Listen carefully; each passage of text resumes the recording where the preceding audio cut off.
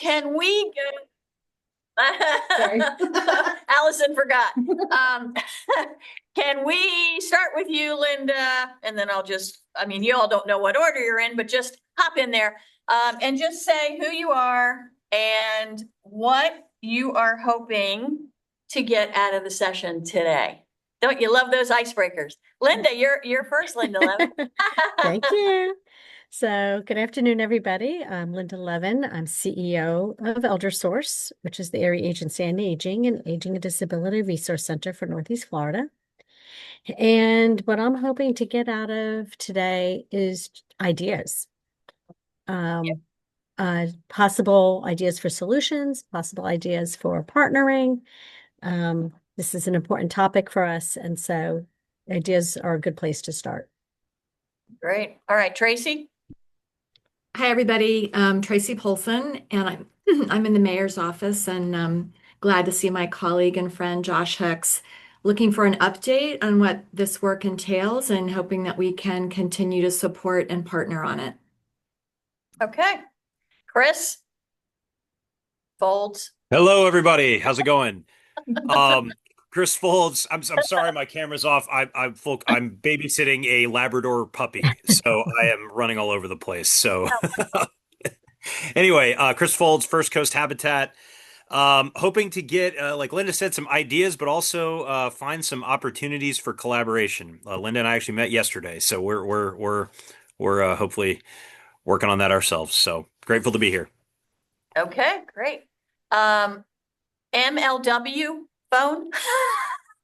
Sorry about that. Yeah, this is Mary Ann Woodward. I am at Beam, and I'm interested in learning more and being able to understand and talk about some of the challenges better. Okay. Devian.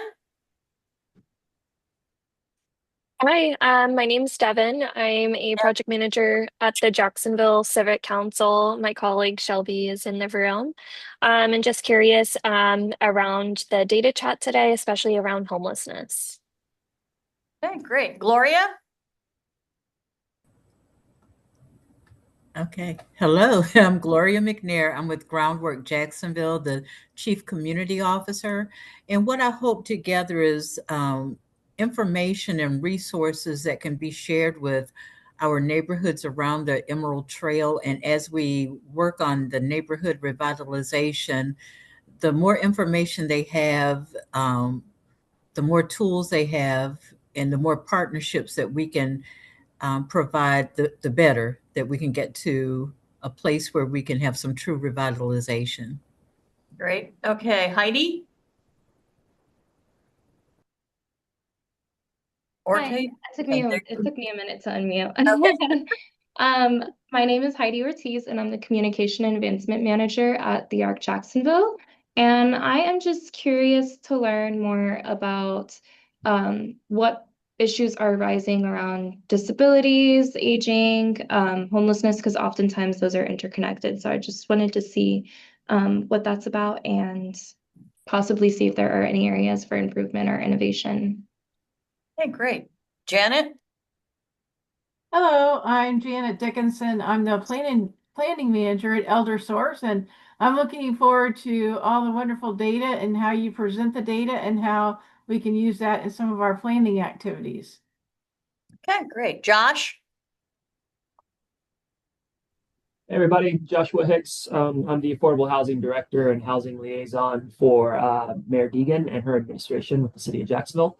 I'm looking forward to data, information, and how we can use it to address the housing crisis. And I have a quick presentation, quick 5-minute overview of what we've been doing to get to later. So looking forward to that. Okay, great. Melissa.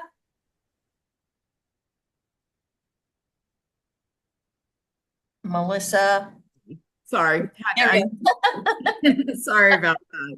I'm Melissa Kicklighter. I am the Senior Program Manager at BEAM, Beaches Emergency Assistance Ministry at the beaches. And in working with seniors, I want to learn as much as I can, kind of have a better finger on the pulse of resources based on what the data is telling us, how we can improve those things and work together to address the needs of our seniors. Okay, great. And I think the last person on the Zoom is Sarah. Oh, wait, there's two more people on the Zoom. Sarah, are you there? I'm here. Can you hear me? Okay. Yep. Hi, I'm Sarah Jared with Beaches Habitat for Humanity. I have been really involved with the data collection for the cohort out at the beach with the Beaches Action Collaborative. So I just wanted to kind of get a broader picture of what's going on in, all of Northeast Florida across the region.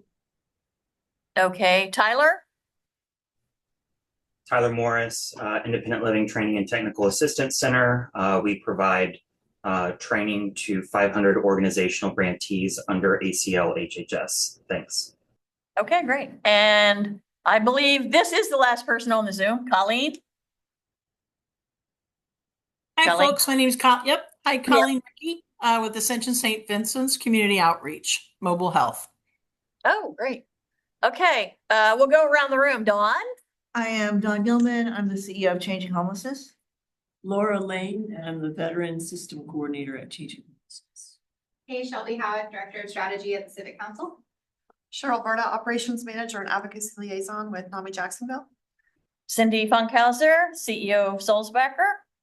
And Allison Ownby, Nonprofit Center of Northeast Florida. And I just want to pause and make sure everybody got to introduce themselves on Zoom. We think we 100% got everybody, but just want to leave space in case we missed you. I think we were successful.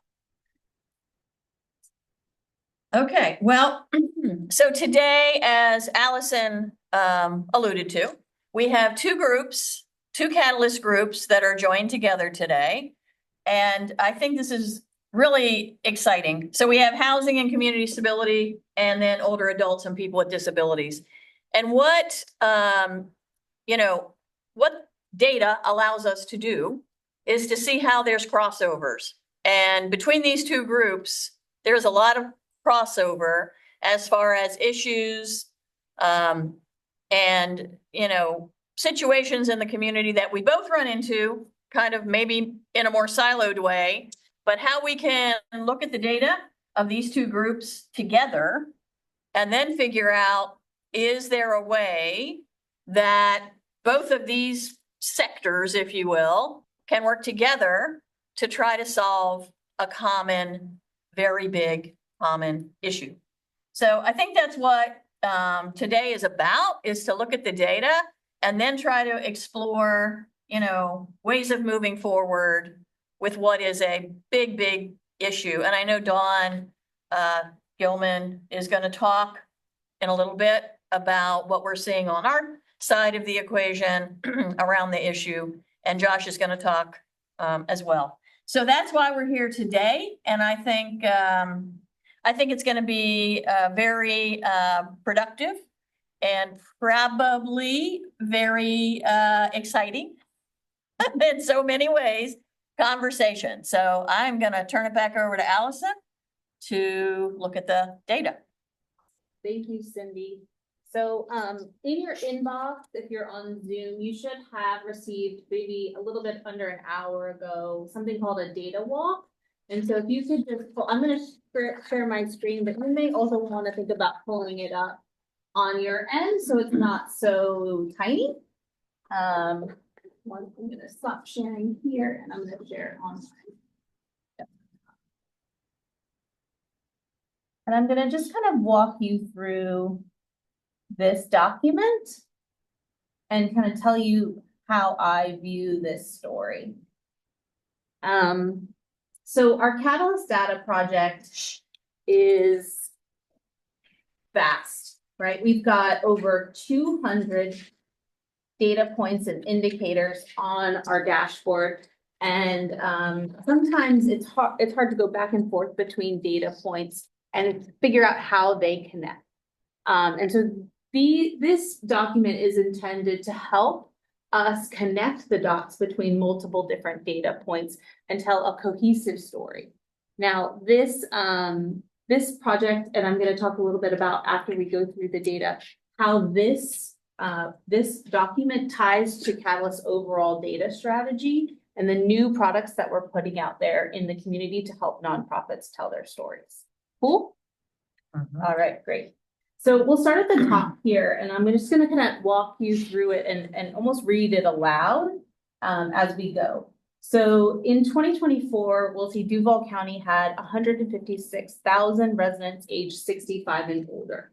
They accounted for about 15% of the population, and that's an increase of 3% since the last data was collected, which we're referencing was 10 years ago in 2014. So in 2014, there were 104,000 older adults aged 65 and older. That percentage increase is a 49% increase.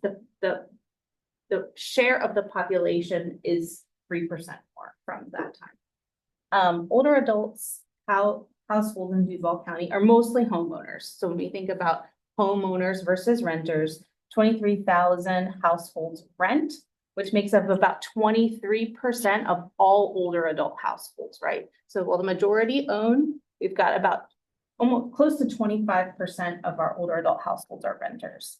Between 2014 and 2024, older renter households increased. These are the hard numbers, right? From 13,000 up to that 23,000 number. So that's an increase of 71%. So that's pretty significant. When we look at homeowners for that same time period, 2014 to 2024, it increased from 52,000 to 74,000. So that's a 42% increase. So while the numbers are different between homeowners and renters, the percentage increase is significantly higher for renters. So the renters are a growing number of older adult population in our community. In 2024, Duval County renter households spent 30%, 53% spent 30% or more of their income on rent. So that means that over half of all renters in Duval County, not just older adults, are housing cost burden. Now, when we break that down a little bit further and double click on that 53% number, you'll see that 26% of renter households spend more than 50% of their income on rent. So that is an alarming statistic that our community needs to pay attention to.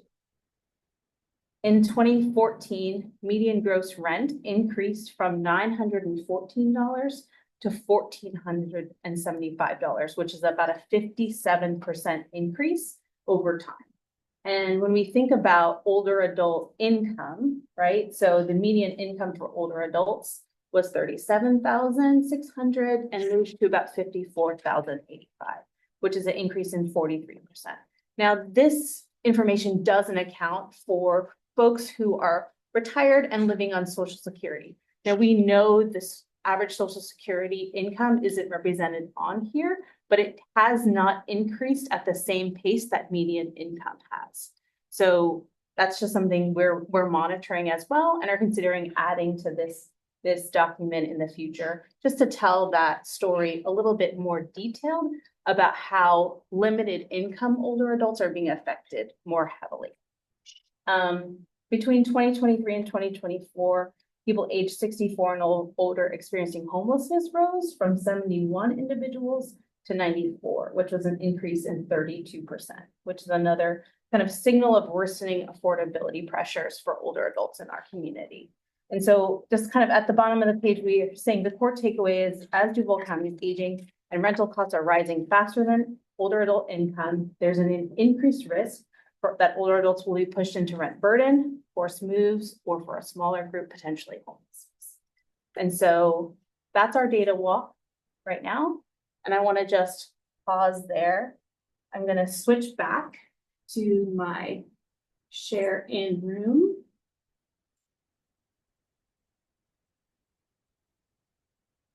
And I'm going to move on to the next slide, which I already did.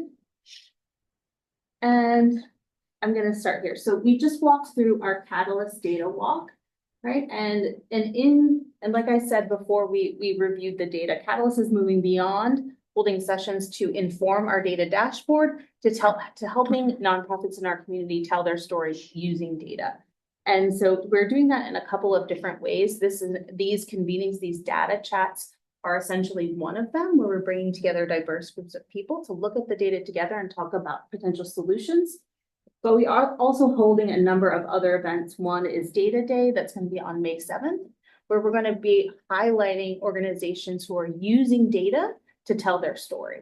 So we have different presentations set up from organizations like Cathedral Arts Project, who are really great at measuring academic success and comparing that to arts education. So they're really evaluating how their mission is showing impact in our community. Another group is from the University of Florida. They're partnering with Lift Jax in order to measure the outcomes and the impact of housing, rehabilitation, home rehabilitation programs. So instead of measuring just the immediate outcome of a home repair program, they're measuring what the long-term impact of those home repairs are on the community, its health, and generational wealth. We also have data office hours and member reports. So this is an example of a member report. Any member of the nonprofit center going forward can reach out to me or anyone on the data team to get a custom report made for them. We're going to explore how to do that using kind of a Mad Lib fun style process where you kind of fill in the blanks about what your topic is, what your geographic area is, and the audience that you want to create something for. So more information will be shared on that later. And then obviously our data chats, which is what we're here to talk about today.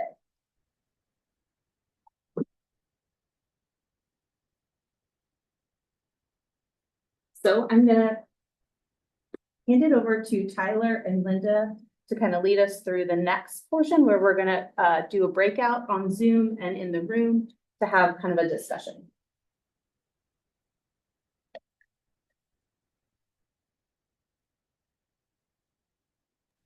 I'm trying to get myself off mute. I still struggle 6 years later. You'd think that would get easier. So, and Tyler is also on the call because we want to talk about the impact these rising costs on home security for older adults as well as for people with disabilities. But I just want to say before we go into our breakout groups, just how powerful this data is. And even seeing it in this format, Allison, being able to give feedback and ask questions on how else could we drill down even further to make it, even more powerful. And for us, like Chris said, it's already leading to conversations. Don't know what the answers are yet, and hopefully we come away with some of those today with these questions. But are looking forward, both of us, Tyler and I, and everyone is looking forward to the conversation about the topic to see is everyone's experience in alignment with what we're seeing in the data, and get your thoughts on what you are seeing and any ideas you have. So, Tyler, did you have anything you wanted to add? You got it all. Thanks, Linda. Okay. So, Allison, I guess you want us to go into the small groups now, and these are the 4 questions that we'll see in our Yes. So groups. The 4 questions, just to kind of review, is we want to kind of capture what are you experiencing in your organization? So are the people you're serving experiencing the things that we kind of talked about in the data? What seems better than what the data shows, and maybe what seems worse, right? So we can dig deeper into maybe those 2 points. What's happening on the ground that the data doesn't fully capture, right? So again, this is kind of feeding into how we can help you better tell the story. If I'm not able to understand what's happening, I can't find data to reinforce that story. And then what stories or case examples illustrate these trends, right? So data only gets us so far, right? But it's the stories, the individual stories, the case studies that are gonna bring these data sets to life, because we want to try to capture some of that as well.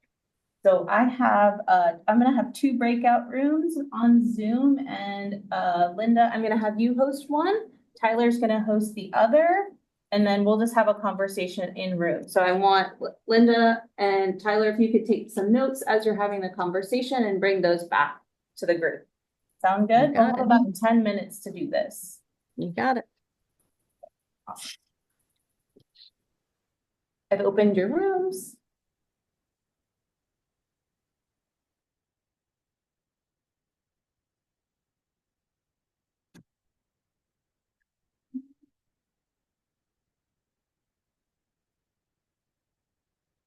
So does everybody have a copy of, I don't think this. Hey, you're welcome. What's your name? John. John. Yes. Nice to meet you. Welcome.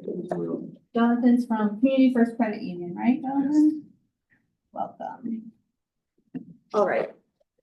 So now we have the data walk in front of us. What are your thoughts about the data?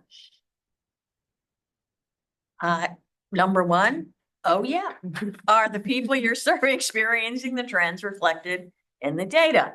Considering that I am serving homeless people, absolutely, for sure. And they're skewing much older, and I know that Dawn is going to talk about that, the national trend, but we are absolutely seeing it qualitatively and quantitatively in our food lines, in our shelters, with the outreach teams, and it's sad for me.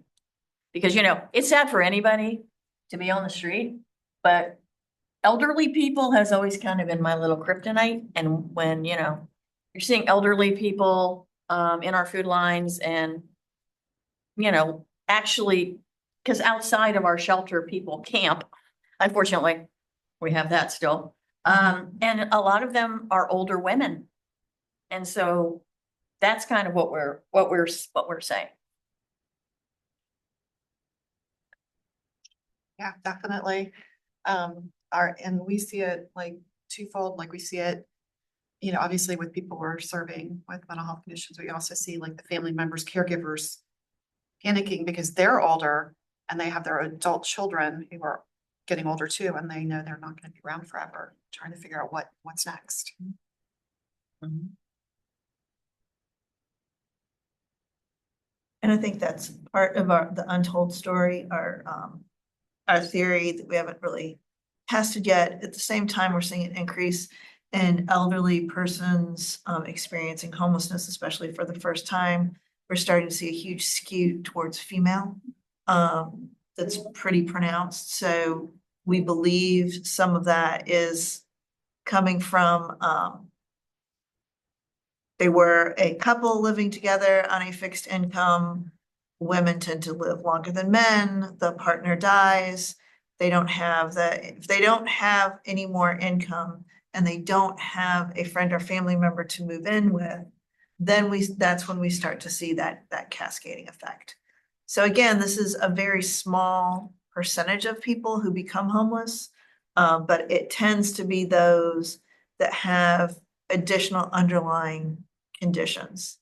And just to point out, I know that you probably all think that number increase from 71 to 94 is a really small number. That is just the point in time count number. We're figuring out how to get our by name list number out in a more consistent, reliable basis. It changes every week. That's the other thing that people tend not to understand if they're not working in the system, right? That if we say, what's the veteran number this week? I was just thinking about that, and I can get it to you. It's like 90.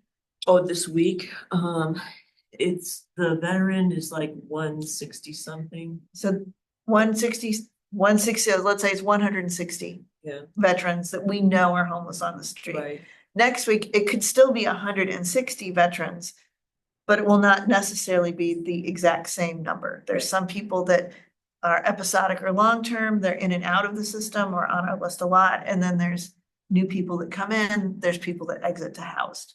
So it's an ever-changing group of folks. But we can get for you the percent that are over 50. I think it's over 60 or 50. I can't remember. Yeah. But it's large. Yeah, we look at it in different tranches of age usually, but if veterans, because we have driven it pretty low percentage wise, it's either someone that is first time homeless and has had a sudden economic shock, or it's someone that's been episodic and they're probably older and either they have a single diagnosis, a dual diagnosis, or trimorbid. So it gets more as folks get older. So I think that speaks to the disability piece. Absolutely. Two, is that not just are they older, but they're very high acuity. The people that are in our tiny homes, you all know that we have like 10 little tiny homes and it's a pilot. But of those people, those 10 people, the average length of time on the street is 14 years. The one guy was on the street 27 years, but they are skewing 55 and older. And like 4 of them are in wheelchairs, they're amputees. I mean, the acuity level of these is getting higher and higher, and it isn't just physical disability, it's mental, so it's, comorbid. And Yeah, like one of my colleagues in California said in one of these programs that assists disabled and some older mental, like just assume everybody has hypertension and diabetes, right? Like that's just, like that even doesn't move you up in the acuity level, that just that type of chronic illness is just exists there. We see 80-year-olds. which is really unusual because like 20 years ago, you never saw people that old on the street because they died. Yeah, so these are usually died before they folks could get to be like 60. longevity. Yes. Yeah, they're like almost like a unforeseen Well, I think because strain on the baby boomer, the gray tsunami, which we've been talking about for decades, it's here, people. And so the numbers are larger and we're seeing more people that got to be 80, Right. And this, I mean, this has been predicted. I think I first saw Dennis Culhane speak on this 2017, 2018. And I mean, this, if you look at the data, like everyone knew this was coming, but we just, especially in the homeless sector, like Cindy mentioned, the baby boomers, especially the second half of the baby boomers, the slightly younger baby boomers have been leading the edge on our cohort for decades. And they continue to do so. And I think part of the seeing the older adults is these are folks who have always been low income to extremely low income. It's just like I said, now they're getting hit with too many things and they cannot maintain their housing for a myriad of reasons. The next question. Oh, yeah, so. We're not gonna get through them all? No, definitely not. Okay. We have about a minute left. What stories or case, what's happening on the ground that the data doesn't fully capture? Does anything seem better? No. I'm gonna be flat out honest. No. I don't know, maybe other people have a different. Like maybe it's because of where I'm sitting every day. Well, Not seem better. Our thing, like Miss Lester, who is a real human being, so we'll just call her Miss L.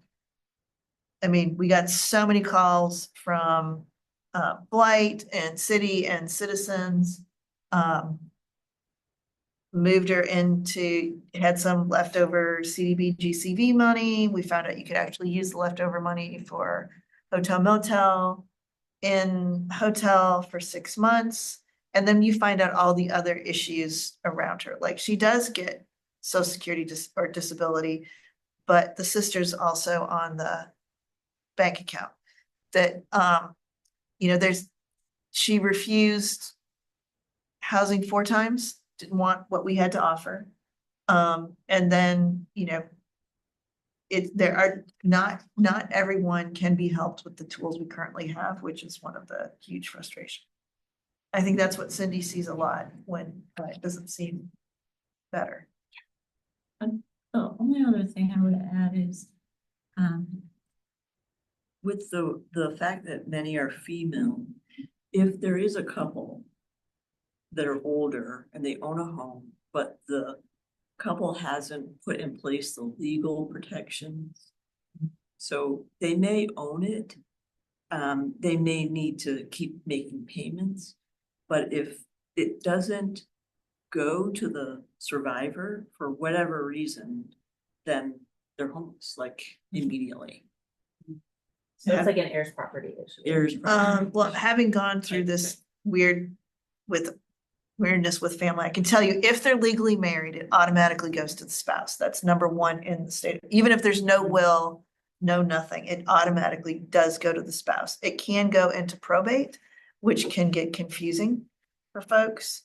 And then there's a whole list that Florida goes down on who who then legally owns that, how many heirs legally own that property. If they're not legally married, let's say they have just been partners for years, then that's when that if they're not both on the lease, or if they're not both on the deed, if there isn't a will, then it can get really, really messy really fast. Our folks from Zoom are backed on, so Cindy, do you want to share a summary of what we talked about in the actual physical room? Okay, well. I can do it too if you want. I think basically what we experienced was, yes, the people we're serving are definitely experiencing these trends. Seeing it every day, and it's increasing all the time. What seems better? Couldn't really come up with anything for that one. I think we all know what's worse. We didn't really talk about what's happening on the ground. We talked a lot about yeah. female Yes. homelessness and how income, a lot of the times income for a family unit or a married couple is at least traditionally for boomers based on male's income versus females, right? And so if the husband dies, which tends to happen as people age, the woman who was part of that couple or marriage, income significantly decreases, which leads to them not being able to maintain their home any longer, potentially losing their home, or just their income being significantly less. And if they don't have someone to move in with and share space with, then they can end up in homelessness. Okay. Anything else that I forgot to add? No? Okay. Linda, do you want to go next? Okay, there we go. So yeah, I don't know that well, I know we didn't go down the questions in that order. It's kind of just a discussion and sharing of what we're each experiencing and some of the concerns. And we may have hit more on what's not fully reflected in the data. And I think there might be opportunity to keep looking. So Heidi from ARC shared the concern of seeing more just in general increased homelessness, particularly about people who are aging out of housing. So not about disabilities or old age or aging, but just generally there's a population outside of this group discussion, which also is being impacted by the high cost of housing. And that's the youth that are aging out of their homes, out of housing. But what she is also seeing is persons with disabilities and mental health, in particular, trying to get them to accept the assistance they need, the services that they need to stay housed. So, Heidi, I don't know if I captured that right. I hope I did. I was trying to write at the same time as listen. Did I? Okay. Interesting, Gloria from Groundworks, with the work that they're doing with the Emerald Trail and the Urban Core, shared what they're trying to do in terms of equity and housing being among the issues, and the concern of the people in the community who with being displaced, that there are homeowners and their homes are aging as well as they're aging, and they're having to worry about costly home repairs. And so they're finding people or other folks coming in and saying, well, we'll buy your property, take that off your hands, and then they're displaced, but then they can't find alternative affordable housing. And that is an experience we're seeing at Older Source. A lot of the calls that we're getting are their homes are aging and they can't afford the home repair. And making those choices. So there was a common thread there because Colleen also shared from the mobile health with St. Vincent's, Ascension St. Vincent's, they're serving the 55 plus uninsured. And they are seeing an increase in population of people aged 55 to 60 in the urban core and the east side who are having an increased number experiencing housing insecurity. So what you're seeing is this confluence of issues. It's not just rent that's increased, but all of these other expenses, healthcare, because if they're uninsured, they're also not taking the medications they need. Their healthcare costs are going up, and they're making decisions between an energy bill to stay in the or some other thing that they need for their house that they could stay housed and warm, and giving up what they need for healthcare, or vice versa, having to pay for food and healthcare, and then now can't afford their rent or the home repair and facing having to be homeless.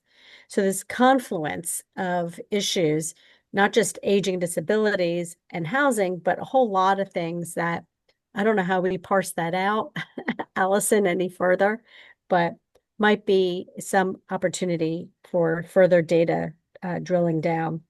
Absolutely. No, I think. And then I'm sorry, I know we're going to hear from Josh from the city, but he's also seeing an increase in veterans and older adults in particular who need more, they need more property built, and that takes time and it has to be affordable. So the question came up is, well, what can we do in the meantime? It's not just housing, because that is needed, but in the meantime, how can we keep people housed in what they're in? What are some of the home repairs and home modifications? So as people age, they can age safely in their home. He shared some projects, and I think he might share them as part of his presentation. So I'm looking forward to hearing that. But there's a variety of need. And I think what we're going to see is out of this at the end of the day or days, variety of solutions, things that we can put together. Thanks, Linda. Tyler, do you want to share? Yeah, I'll go through a couple bullets that I wrote down. We're seeing in shelters more women and older folks with disabilities. In regards to the data that was presented, there was comment on the numbers for homelessness potentially being underrepresented, and that the increased costs are definitely relatable and noticeable when providing services. There are a couple other things, large number of folks that we have in our areas in mobile homes. And an interesting quick question that I asked to Melissa when she was talking about losing folks in the program.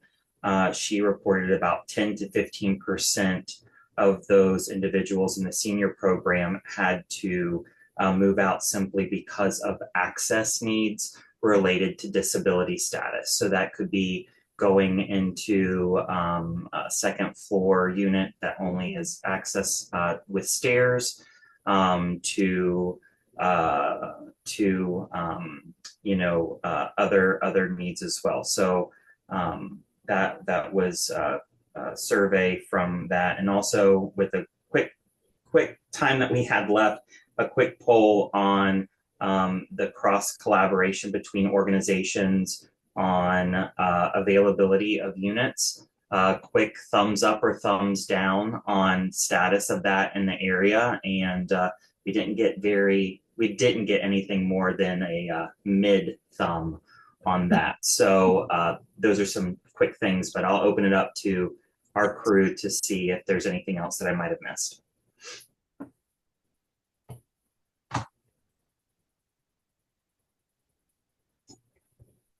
All right, thank y'all. Thank you, Tyler. That was wonderful. All right, so I'm gonna let Chris, who's our other chair, Catalyst chair, introduce our two guest speakers. Chris Folds, are you there? I am here, yes. Okay, awesome. So we're introducing Josh. Josh and Don Gilman. All right, so Josh Hicks, grateful to have him with us. He's been a great friend to us. Very knowledgeable on the situation with affordable housing here in town. Is going to share some information and data with us. And I've known Don Gilman for What do you think, Dawn? 15 years, going back to when I worked at the nonprofit center. She has been a great resource for as I have taken on my new role at Habitat, and she's a one of the most knowledgeable people I've ever met about homelessness and all the issues around it. So, with that, grateful to have you guys with us. So Joshua, do you want to go first? Sure. Let me see if I can share my screen. Said I sent request. Gotcha. Okay. Yeah. Let's see. Let's look. Very good.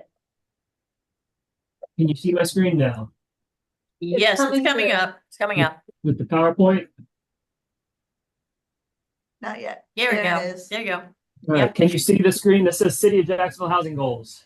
Yes. Yes. Okay, perfect. So this is going to be really quick. I talk a mile a minute. I apologize in advance, but I was also told I only have 5 minutes. And, you know, if you knew me, I could talk about this for all day and then keep going. So I'm going to go high level on some of the city's housing goals, what we've been working on the rental side of things. And then, yeah, what we need to do to keep people housed. I said in the breakout, we do know, you know, we're in a housing crisis. We don't have enough supply. We only have, as some of the statistics showed a minute ago, I'll go to this screen real quick. This is the National Low Income Housing Coalition. For ELI, which is 30% AMI, you make about $24,000 a year as an individual, which a lot of seniors potentially maybe do. We only have 30 units for every 100 households that need it, right? And for 100% AMI, which is workforce housing basically these days, we have 100 units for every 100 households that need it. So you really see the deficit in Jacksonville right now at the 30% AMI level, the 50% AMI level, and then even a little bit at the 80% AMI level, where we have 87 units for every 100 households that need it. So our focus is not only building supply, but keeping people housed. We know veterans need more housing. We know elderly seniors need more housing. So what can we do while we're building up that supply? We're adding 17,000 people a year. There's just not enough money to invest in some of the housing production that we would truly need to build 17,000 units, right? In any given year. So what can we do to, you know, try to keep up with supply on the affordable side while also keeping people housed? So some of the city's top goals were obviously hire the first affordable housing director, which the mayor did. Currently, we have over 6,000 rehab to new construction housing unit that are all below market rate. A lot of them are actually 30 or 60% AMI range that are either going on the market or will go on the market in the next year or so.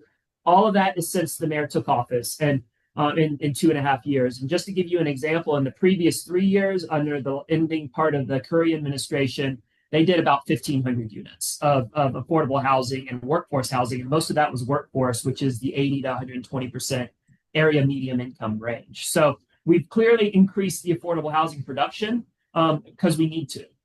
We are adding affordability components to a lot of the projects that we're giving loans to now. We're about to create an affordable housing trust fund to leverage more resources into not only the development side of things, but also the programs that help keep people housed. And then we're going to continue to propose local budget solutions for these needs. What are we doing already? So we've reformed the JAX Epic system. The mayor's office did with the Public Works Department to add more urgency when we get affordable housing projects, so that they can, you know, get greenlit a lot faster than waiting 3 months. Maybe they can get it done in a month. And we're working to improve that system even more. We've updated our 2045 comp plan with housing elements that included affordable housing because it didn't exist until this administration. We are addressing homelessness, House Bill 1365. I'm sure Tracy has talked to y'all about that in the past, but you know, obviously that's the JFRD PATH team, the work that we're doing with the City Council and JFRD in terms of addressing the homelessness crisis that we have in Jacksonville. We're promoting more transit-oriented developments. We are launching pilot programs. And the mayor was actually the first mayor to direct local general revenue funds into specific affordable housing programs in Jacksonville's history. We had never done that before in our history, and she was the first one. Mentioned the 6,000 units previously. The Housing Community Development Division, we get about $22 million a year in federal and state dollars that we put into housing programs. And on the breakout, I was talking about, you know, it's not just about building housing supply, it's about keeping people housed. So we have a rehab and repair program where if you qualify income wise, we will help make up to $50,000 to $75,000 worth of improvements to your house so that you can stay in that house, especially if someone's been living in that house 20, 30, 40 years, and they might not be able to afford the market at the moment. Let's keep them housed because it helps reduce the strain on the housing market overall. So we do have a repair and rehab program. Unfortunately, we always have a waiting list for that. So we have some money because we can't spend the money that we get from the feds fast enough. So we have money available that we're now working with United Way on a future, repair program that they're working on to try to seed that program. I think United Way wants to raise about $10 million or something like that for their rehab program. So we're going to help seed that program so that we can encourage more rehab and repair program work with that program as well. We have a down payment assistance program that helps, first-time home buyers. We have a new roof program. So the council cut the roof program that the mayor had proposed in her transition budget, and we got approved. So we found federal and state dollars and partnered with Builders Care to start that roof program again. And now we're doing about 4 roofs a week in our community for low-income families to make sure that they have no longer a leaky roof, but a fresh roof on their house so that they can stay in that house. And that's a very important program, especially here in Florida. We're also looking at identifying new programs. I think one of the big calls I get on a daily basis are folks on disability or seniors who don't have credit or they don't have 3 months rent backed up so they can't afford an apartment. Well, if you're only making $800 on disability or Social Security a month, and rents are about $800, it's leaving you no income. So you're going to either become homeless or you're going to have to put all of your income into a place to live. So the city doesn't have really any real programs to support those individuals through a homelessness prevention voucher program, which Tracy and I proposed through the mayor last year in the budget, and it didn't make it. But so thinking outside the box and thinking of what can we do, working with our Jacksonville Housing Authority partners, working with the city to take a month or two, take the strain off of individuals for a little bit, help them find housing, even if it's we're covering $300, they're putting in $500. Well, then that's freeing up $300 or $400 a month for them to put into the necessities of food and healthcare, et cetera. And so we're working through those programs at the moment to see, well, again, what can we do to help encourage people to stay housed? If they can't stay housed for whatever reason, what can we do to encourage them to find housing?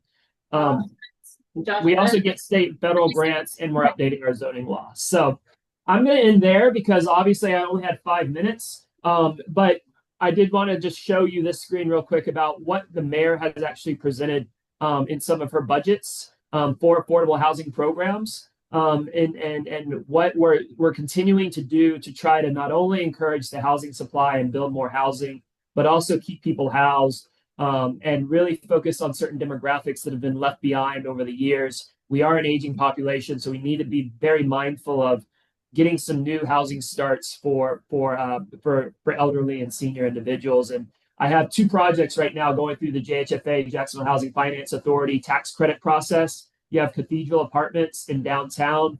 It's actually at the parking lot of the historic Mount Sinai AME Church. They're looking to build a tower there for the elderly that would go towards individuals at 30%, 60% AMI downtown.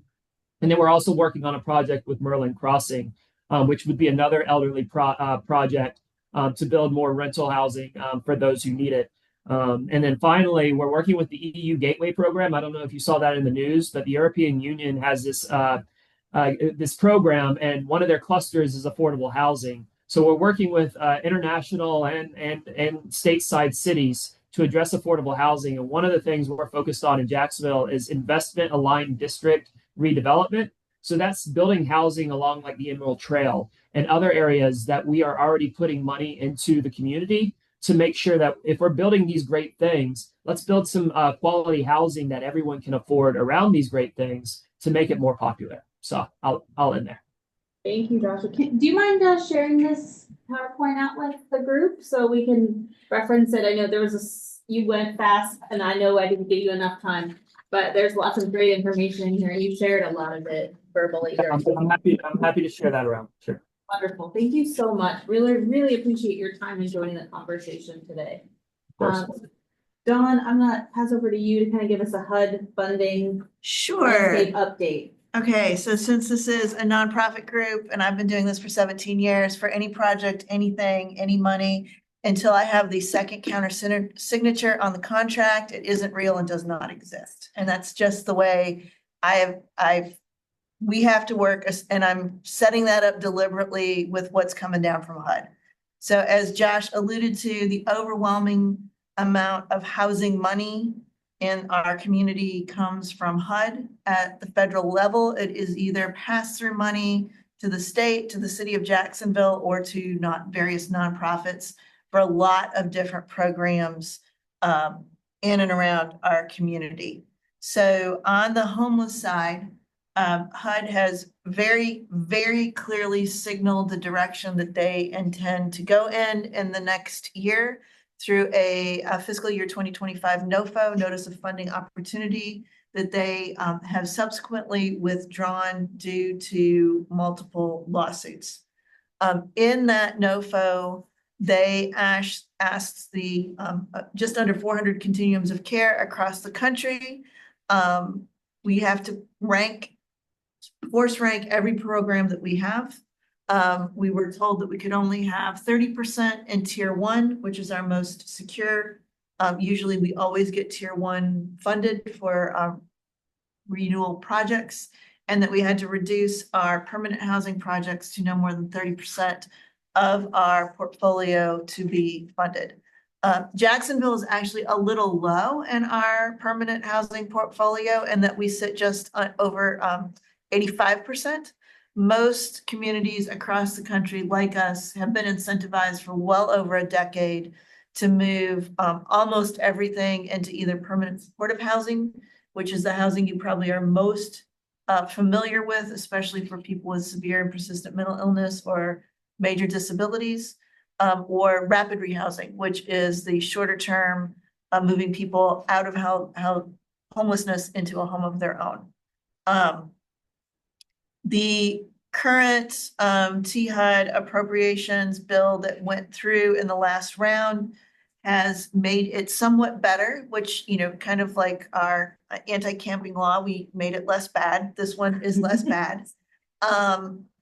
It moves tier 1 to no less than 60%.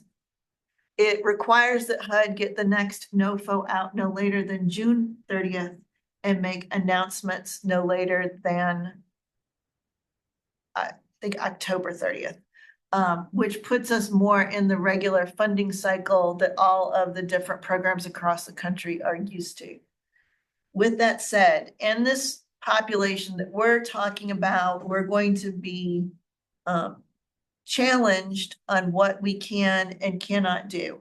On looking at the glass half full, the way that my team and I initially looked at that NOFO, and we will do the same thing when the new one comes out, is given the new rules of the game and all of the constraints that they put on the money, just in big percentage buckets, no specific programs, no specific names, where would we put it to maximize the funding for Northeast Florida?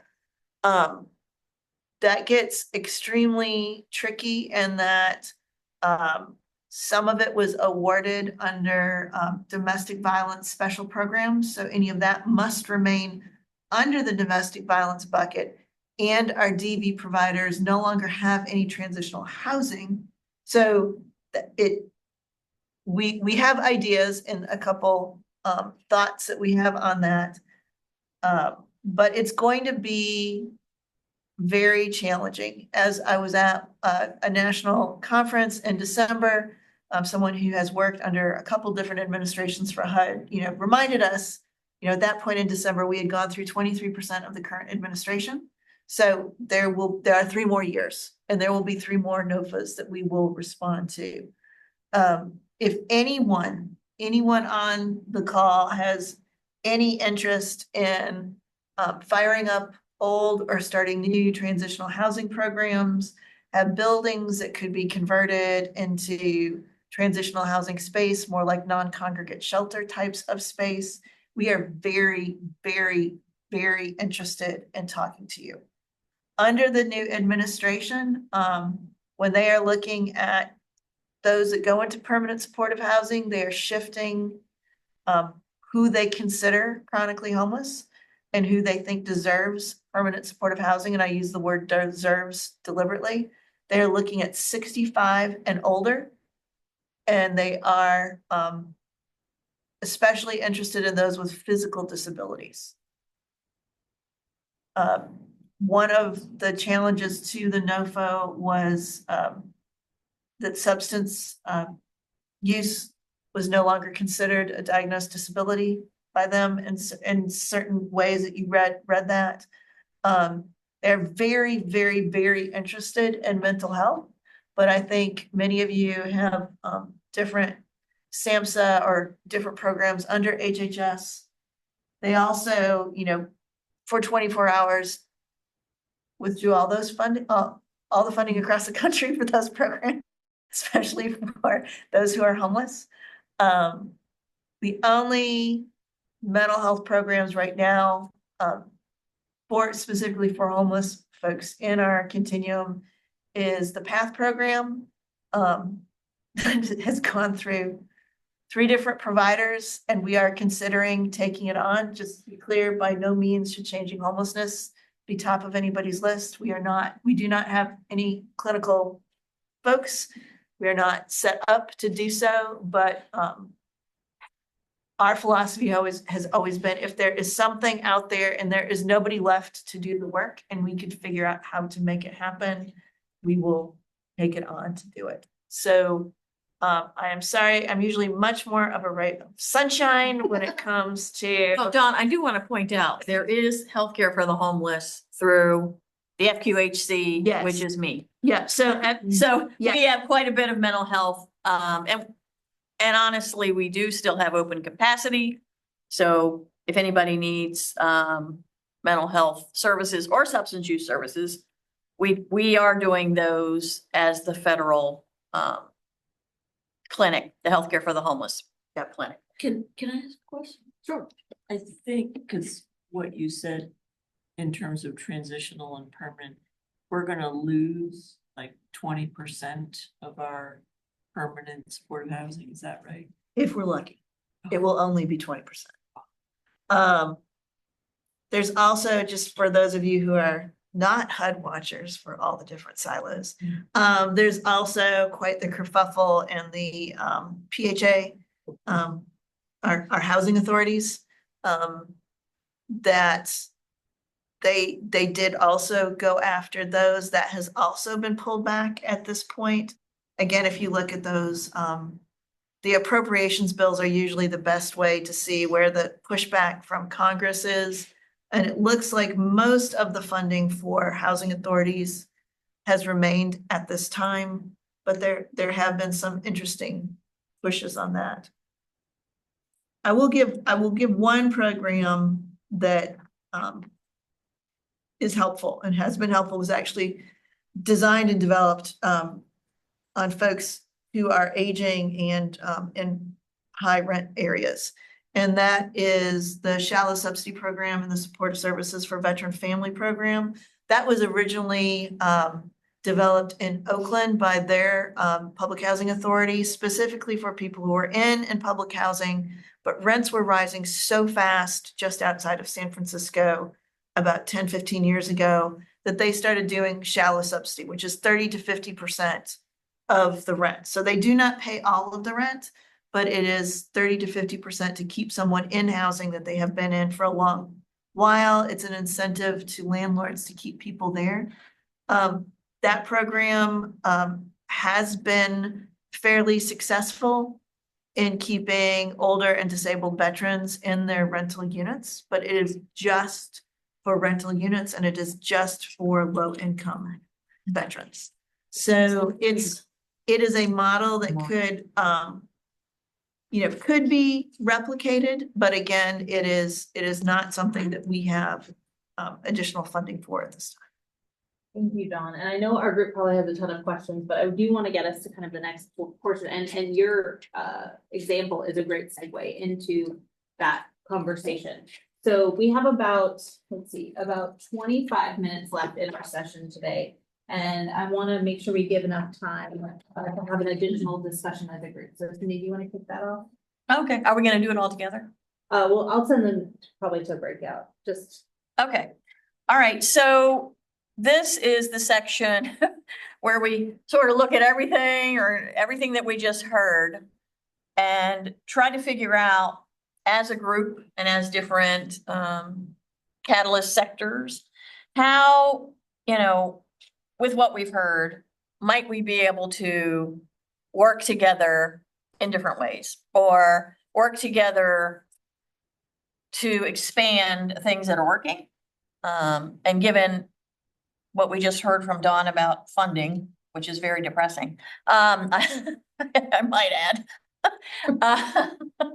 is, what are some other ways that people, as you're hearing everything that's happening, what are you thinking? And, what might we be able to do together to resolve and come up with some types of solutions or a way forward, what we'd like to do moving forward. So, am I going through these 4 things or are you? I can do it. Okay, yeah. I think the main questions that we would like the breakout groups to focus on, and we're just gonna have 10 minutes to do it, is what innovative responses or program have you tried or seen?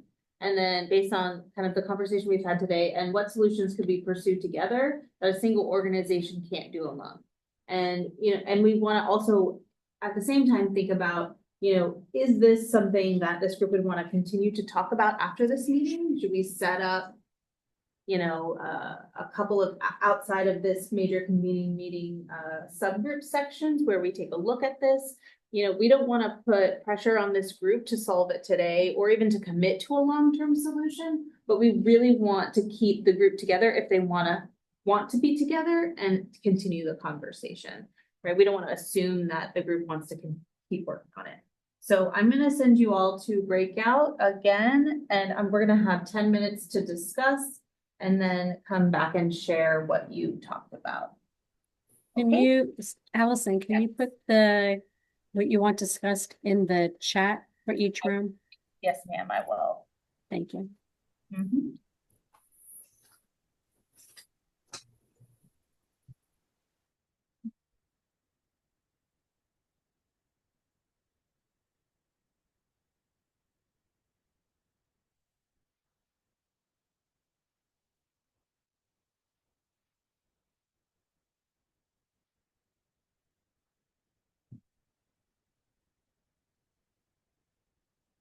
Self action.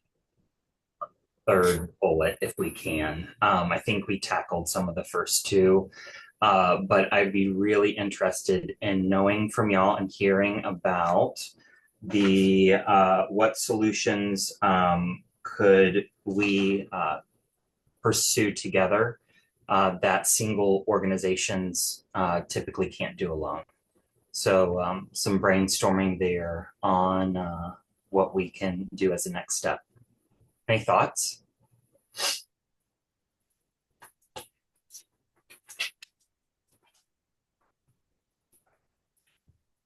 Yeah, I have some, but I don't want to go first again. So, well, you were great. You were great. No. Last time, but well, I mean, I can't. I mean, it's.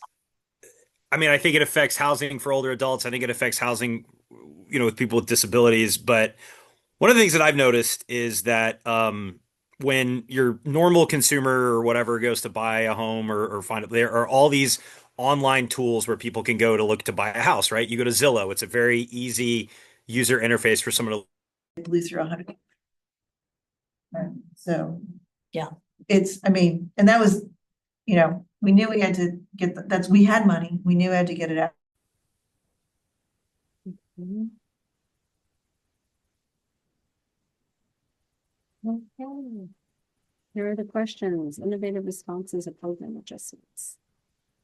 So I federal programs that they pass through to it.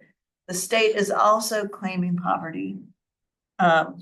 We are feeling happy that in the homeless sector, they haven't, the only thing they cut from us was something that was, not reoccurring. So they took $10 million away that was not reoccurring from challenge. So we'll actually see a drop over the next 2 years in our state and well, in our overall state funding. Because I'm also assuming there's going to be an overall drop in the emergency solutions grant, because that seems to be the way of the world on the federal side. And again, remember that passes through the state and the city and then goes out to different projects. Who was funding the shallow subsidy? Is that the state? So The VA. funds it through SSVF. Okay, SS. And I can't remember off the top of my head how many, households and program we have with that. But for the people that it's designed for, it works really well. And there are a lot of older veterans in that. And they're paying what, 30? What are they paying? We can pay up to 50% of their rent.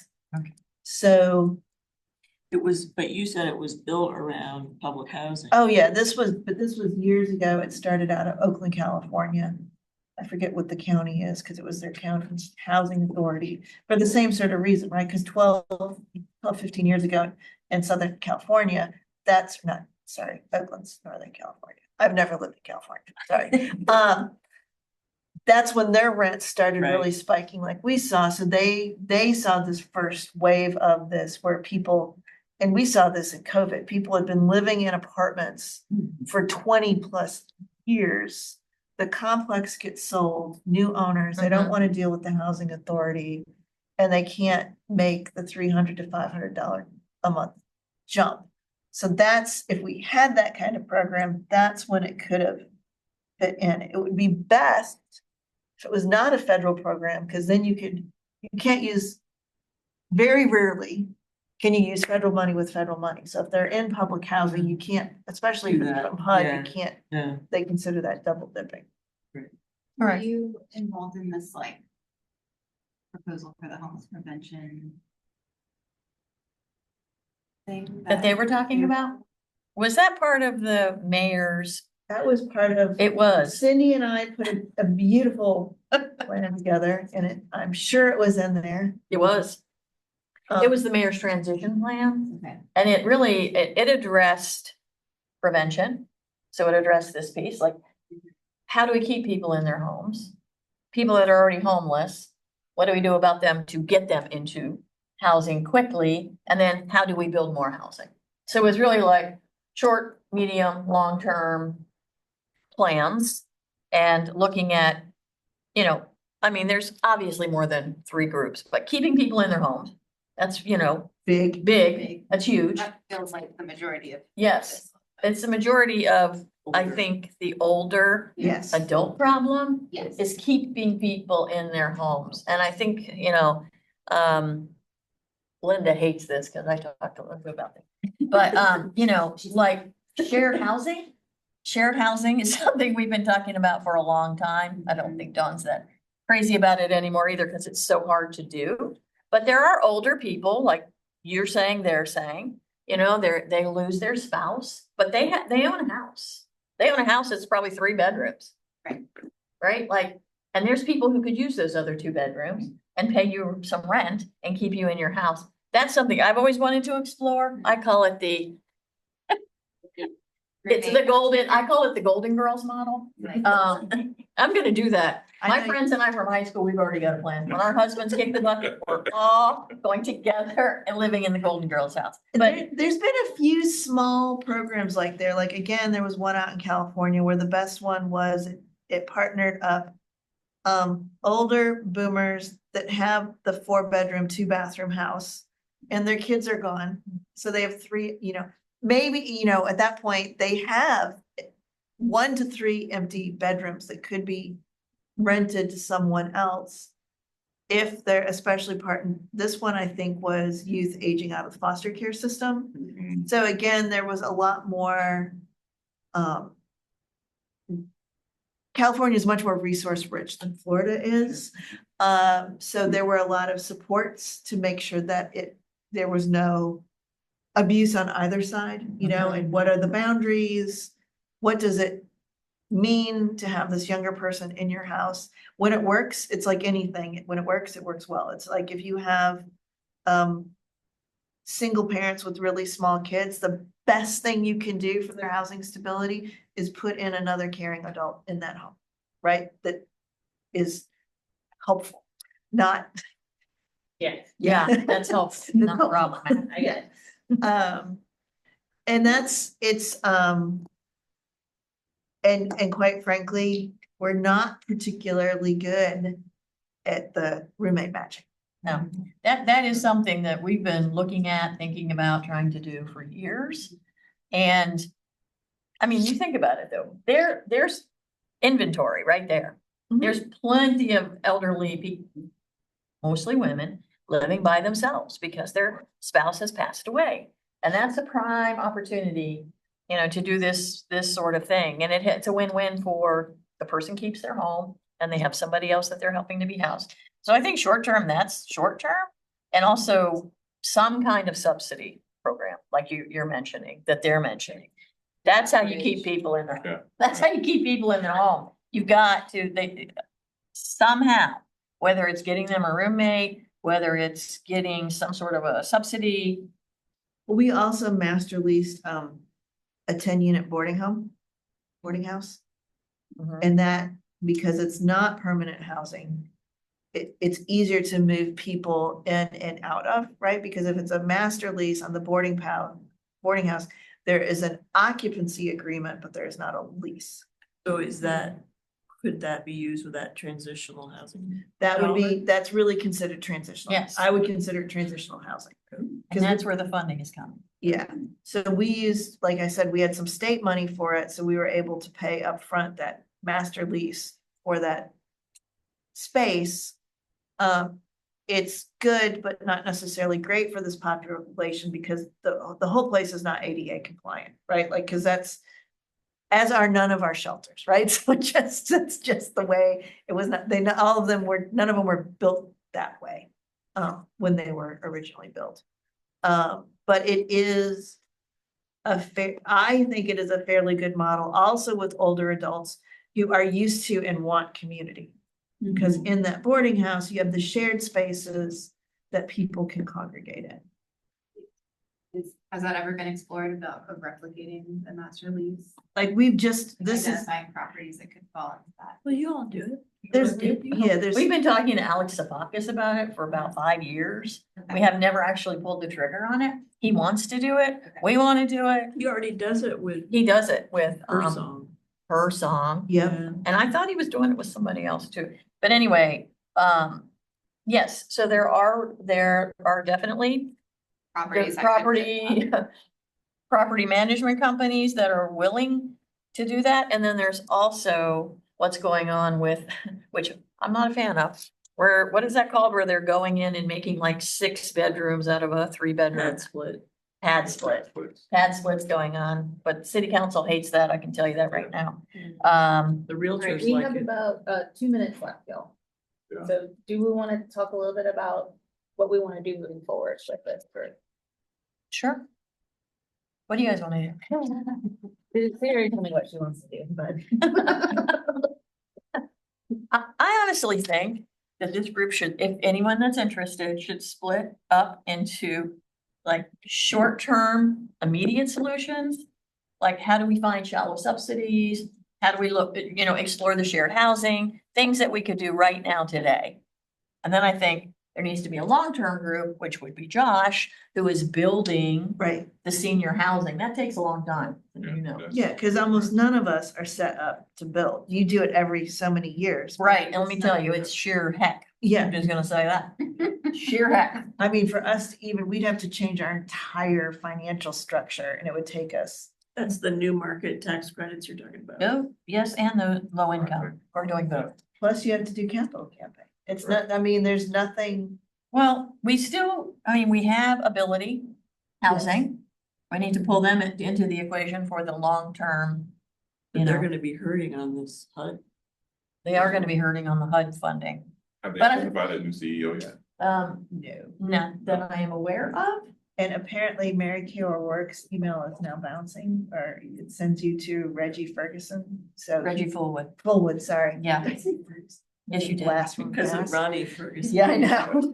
But I mean, if we were looking at this, I think, because you can't look at the whole, like, how do you eat an elephant one bite at a time, right? We need to split this up because it's too much. Like, we can't talk about building affordable housing and doing the short term and I mean, there should be people that are looking at, okay, short term, how could we look at shallow subsidies? Because they're already talking about it at the city. Getting private donors that would be willing to jump in there and also someone, which I would love to be on the committee of shared housing, because I just think that is such a missed opportunity, or boarding houses. And all of these, I would strongly advocate that if we're going to philanthropy, it's for 3-year funding. We gotta get through the next 3 years. And then I think somebody like Josh or someone like that takes on the long term, working with the housing authority and other people who mobility and people who and start planning long term for more housing for 55 and older. That's what I think. Perfect segue, and all of our breakout groups are back. And so I'm gonna let Cindy share. I wrote all the notes up here, Cindy. Okay, all right. Okay, so, this is a big conversation. And so it seems like we all agreed that what was coming up the most is how do we keep people in their homes? Like, how do we keep seniors in their homes and then they don't become homeless? So we talked about a shallow subsidy program through the VA, SSVF program, that it is a program that's very successful. We talked about Linda Levin's favorite, shared housing, and maybe older adults with younger adults, because there are programs like that happening around the country where you're pairing the person owning the home with a younger adult, maybe aging out of foster care, but that's really dicey and you have to make sure you get the right pairings. So I do want to put that out there. And then boarding houses, that's transitional housing, which Dawn mentioned is what HUD is willing to pay for moving forward. That is considered transitional housing. And then, of course, building, which Josh is talking about, actually developing housing for seniors. And so really, if you look at this, we have the need for some short-term programs and the shallow subsidy, keeping the people in their homes. Let's prevent them from becoming homeless in the first place. And that we're thinking would be a subgroup, short-term solutions, prevention, keeping seniors in their homes. What does that look like? And then the long-term would be what Josh is doing with the housing authority, what Ability Housing is doing, what I'm doing to some degree with my, anybody that's actually developing new housing. That's a long-term solution. I mean, you're looking at least by the time you start planning that 3 years, 2 to 3 years down the road. So I know there's a lot in the pipeline Josh already has going, but somebody needs to be thinking long-term. And then there's a group that needs to be thinking really short-term, like how do we address the issue right now? That's kind of what we were thinking. Chris? Yes, and I'm we covered some of that as well. And Tyler, I know I was yapping most of the time. I know you were taking notes, so please keep me straight here. But we talked about just making sure that people that need housing, older adults, people with disabilities, have ways that work for them, for them to be able to find the opportunities that are out there. So we had a discussion about, if some of us want to go online and buy a home, we go to Zillow, or there are tools to find rental housing. To do that in the nonprofit sector, sometimes you have to know what the agencies are and go directly to them. And we were talking about the need for a tool, preferably not one that was exclusively online, given some of the challenges people have with technology, so that people could have kind of a one-stop shop to find resources for housing, and one that's kept up um, to date. So that we spent a lot of time on that, and we talked about looking at, on the subject of longer term solutions. We talked a little bit about how there's stats out there, good stats about that, that we have from projects like this that show how many units of housing we are short. And we talked about looking along the housing continuum and figuring out how much of each unit do we need, or transitional housing or affordable rental or home ownership. How much do we need across that deficit over time to make it up and actually fill the gap. So, team, did I miss anything? Tyler, do you have anything else in your notes? Yeah, I'd add just a couple of things. Resource sharing across organizations needs some love on what's available and that it's current and that it's funded. We talked about that. And to the point of keeping people in their homes, I think there's an equal conversation and weight to making sure that people have the ability to make that selection themselves. And not being told where to go based on disability status or age. So I think that that's an important conversation when we're designing systems and making and addressing those gaps. But thanks, Chris. Yeah. Thank you. I think when it was documenting if it's funded, it's not if the program is funded, it's the actual people needed to actually share those resources, right? As someone who does a lot of work and a lot of sharing, most of it is with what leftover money there is. And I know. Okay. Yeah, I think, Don, the conversation came out of how do we as organizations stay on top of what units are available and that it's most current. And right now, I think that there's a big space for us to make that easier for the end user, meaning the person looking at the house. Chris gave the example of folks looking at Zillow for housing, so to purchase.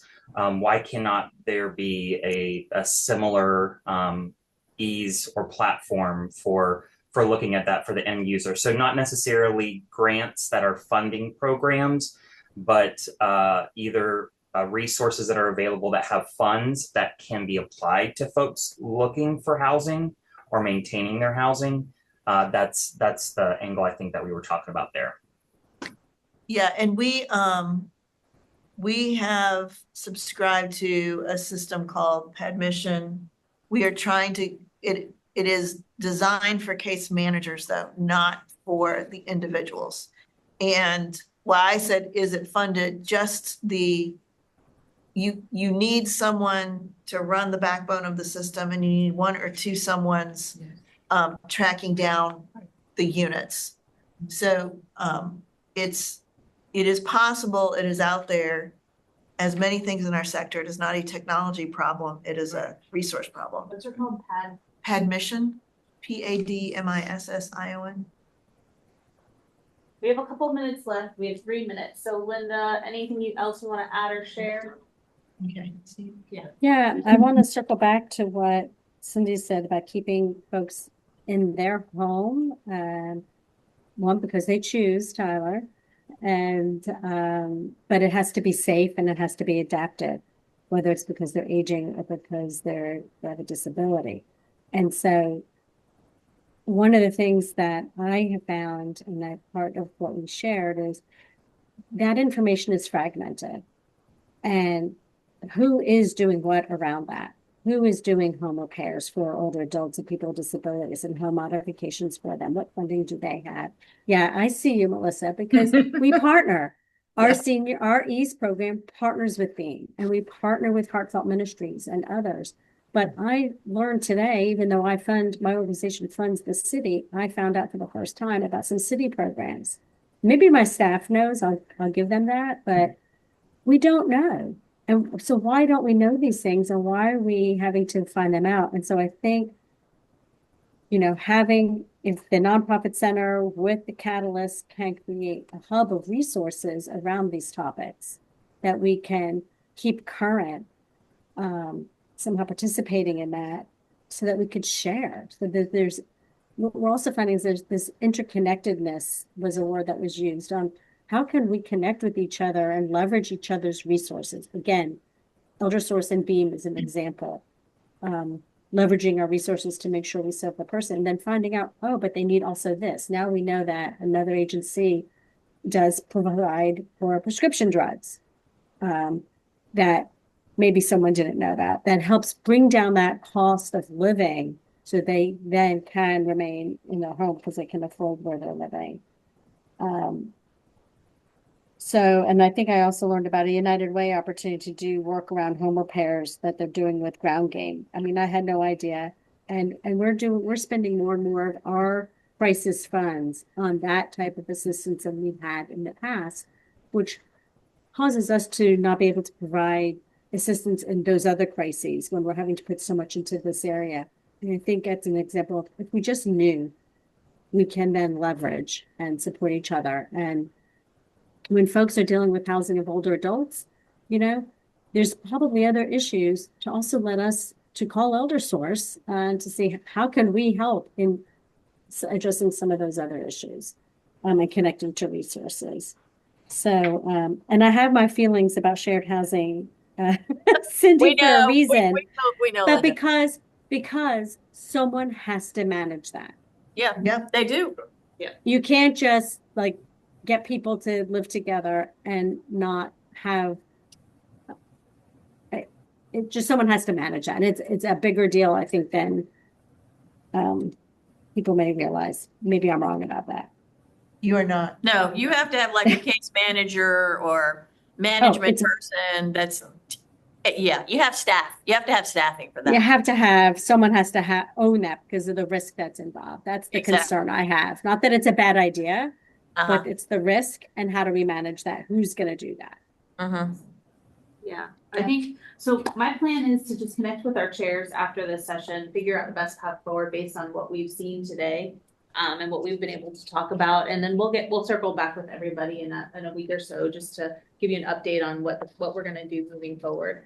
I'm excited about this conversation. I hope that we accomplished everything that everyone at the beginning that they wanted to accomplish. And I'd love for you to share your feedback via this survey with us. I'll also share it out via email after the session. But I really want to be conscious of time and make sure you guys get out of here at our committed endpoint. So thank you all so much for joining today. Please, if you're in the room, take some popcorn with you because way too many. Like a whole bag. Have a great day, everybody. Thank you so much. Bye, all. Have a great one. Bye, everybody. I actually have that same bag in my pantry right now from Publix, so I'm